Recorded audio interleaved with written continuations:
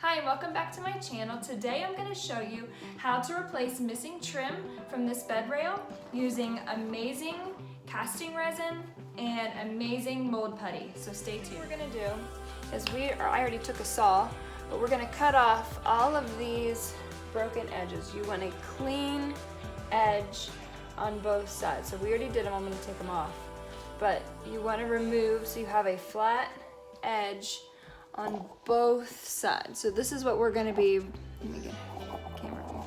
This is what we're going to be replacing is about a foot here of space.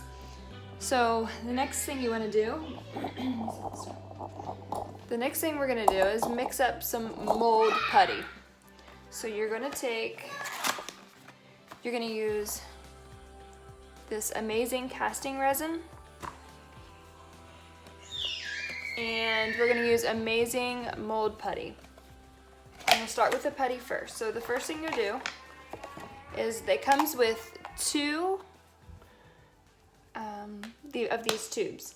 So the first thing you're gonna do is you're gonna take out equal parts of each size and you're gonna roll them into a ball. I've already done that, but you'll take out equal pieces and you're gonna roll them into a ball.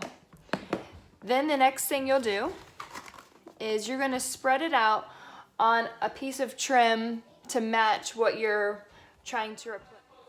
Okay, so the next part of this, I've taken that mold and I have smushed it onto an existing piece of trim.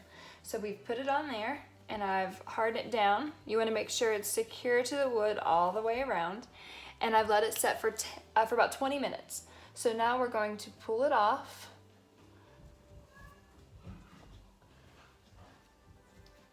And you want to make a little more, I made mine longer than the actual piece because you can always trim it down when you're done. So there is the mold that we're gonna make. And now we're going to pour some resin into this mold to recreate the trim.